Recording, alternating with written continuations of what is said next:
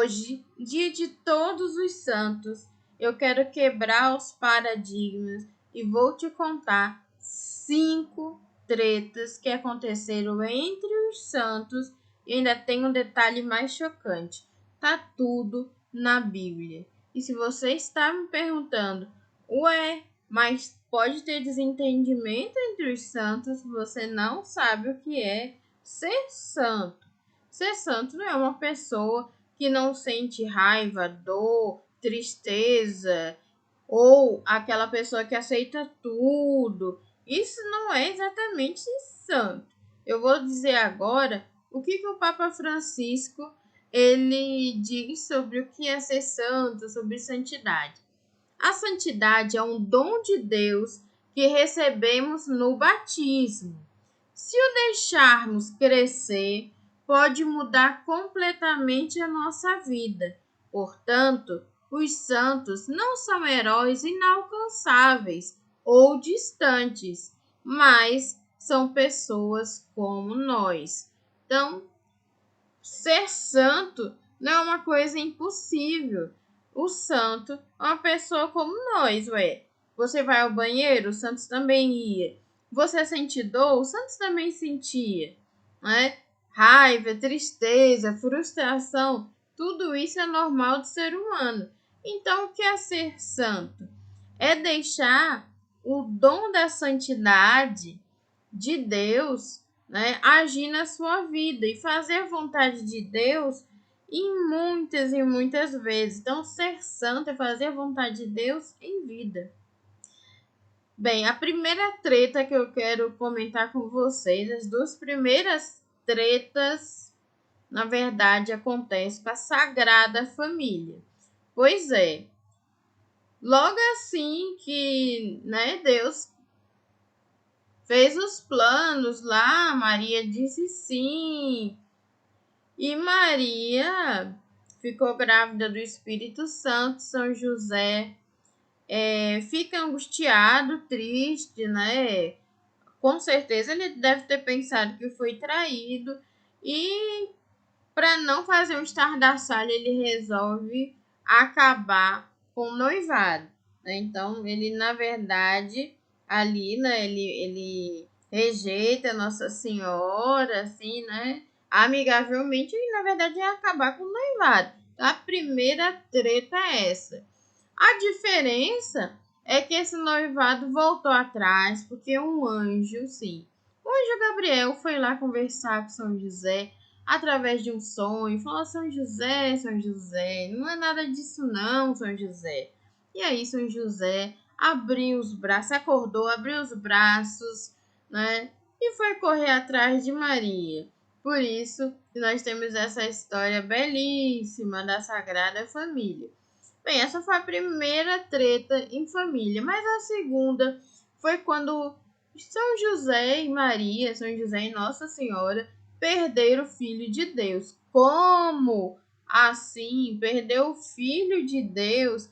Um absurdo isso, na verdade? Mas aconteceu. Mas é claro que eu vou deixar a limpa essa história. São José e Nossa Senhora não eram dois pais descuidados que precisavam o conselho tutelar bater na porta deles. Eles estavam voltando de uma peregrinação e pensou que Jesus estava ali no meio das crianças, mas Jesus não estava. Desesperadamente eles correram 3 dias e 3 noites e voltaram para onde estava, né, da onde eles saíram da peregrinação para encontrar com Jesus. E a treta não para por aí. Nossa Senhora, o único registro que a gente tem de Nossa Senhora assim nervosa com Jesus, né? O que você fez? Seu pai e eu estávamos aflitos. E Jesus fala o quê? Né? Estava aqui fazendo a vontade de meu pai, vocês não sabem do meu ministério, vocês não sabem que sou filho de Deus, né? Falou isso, mas apesar de lembrar a eles, né? Ele desceu obedientemente como filho e obedeceu. Voltou para casa com os pais. Porque ele estava onde? Ele estava na sinagoga. ensinando os doutores da lei. Isso é maravilhoso, né? Mas foi uma treta atrás da outra. A primeira treta, os pais perderam os filhos. A segunda treta é que Jesus dá uma resposta. E a terceira treta é que Jesus, apesar de ser uma criança, estava na sinagoga ensinando os doutores da lei. Até hoje, seja na igreja, seja numa faculdade, é estranho demais uma pessoa muito jovem ensinando alguém mais velho. Naquela época, isso era mais absurdo ainda. Então, se você parar para pensar que Jesus estava lá no templo e estava ensinando e não deu treta nenhuma, que ele saiu vivo, ninguém tentou bater, matar, afinal de contas, o tempo dele só ia se completar depois dos 30 anos. Mas poderia ter dado ali uma confusão, né? Poderia ali ter dado uma confusão bem maior, podendo custar a vida dele, mas não era a hora, então não aconteceu. Eu tô contando essas tretas porque às vezes a gente vê a história de um santo e pensa nos santos como se fosse um robô que não sente nada, que não sente fome, que não sente tristeza, que não se frustra. Ah, se eu sentir frustração, então não vou poder ir para o céu. Ah, se eu sentir tristeza, eu não vou para o céu. Ah, se eu ficar feliz demais, não vou para o céu. Isso não é verdade. Isso não é verdade. Uma pessoa santa pode sentir tudo, mas o que essa pessoa faz com o sentimento é que é a diferença. E a prova disso é como que a Sagrada Família reage, como que Jesus reagiu, como que São José reagiu, como Nossa Senhora reagiu, a forma, né, como eles reagem. E qual é? Se você não percebeu, é deixando a graça de Deus agir.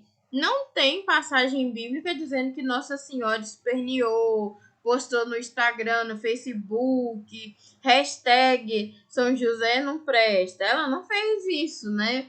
Ela não saiu por aí reclamando e falando mal. Pelo contrário, né? Houve silêncio das duas partes. Quem agiu, quem falou foi o anjo Gabriel. Então é o exemplo que a gente tem nesses dois primeiros casos de treta. Mas a treta bíblica continua. Você já ouviu a expressão perdeu a cabeça?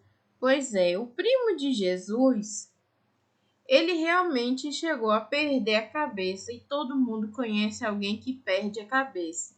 Quando alguém perde a cabeça, geralmente é porque fez, falou algo que não deveria, né?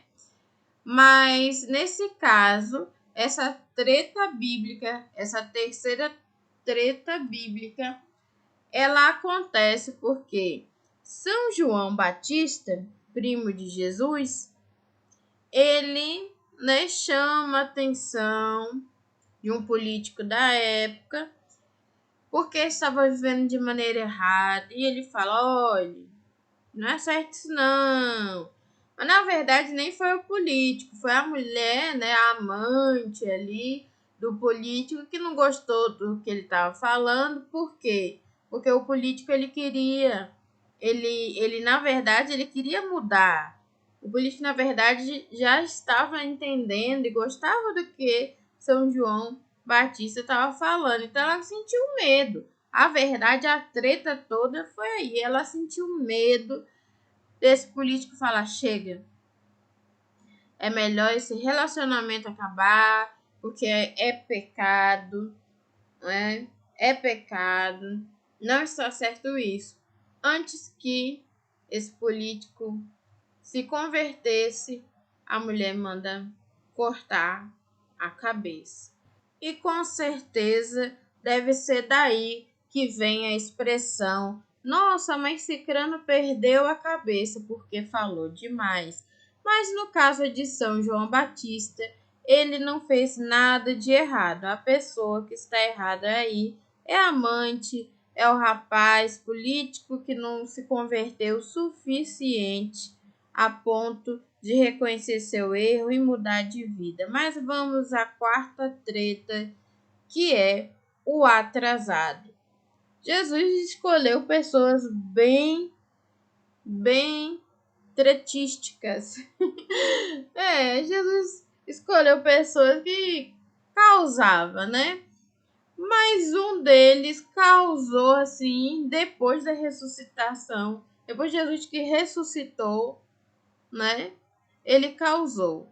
Eu tô falando de Tomé. Tomé sempre chegava atrasado nos cantos, era o último a chegar dos apóstolos, e nessas alturas do campeonato, Jesus, que tinha morrido, ressuscitou e apareceu para os apóstolos, sendo que apareceu primeiro para Maria Madalena, mas para os apóstolos ele apareceu assim, puf, do nada, e entrou, né, atravessando as paredes. Ele bem apareceu no meio ali dos discípulos, apóstolos, e ficou todo mundo, né, bem assustado. Mas tudo bem. Só que ele não estava lá. Ele quem? São Tomé não estava lá e ele não acreditou e começou uma grande treta. E essa treta, ela realmente teve um impacto muito grande, porque os apóstolos, nessa altura do campeonato, ficaram inconsoláveis. Como assim não acredita? Mas como assim não acredita? Né? E ele disse, só acredito botando o dedo lá nas chagas. E Jesus aparece de novo e fala, vem Tomé, resolveu essa treta falando, vem Tomé, bote a mão aqui nas minhas chagas.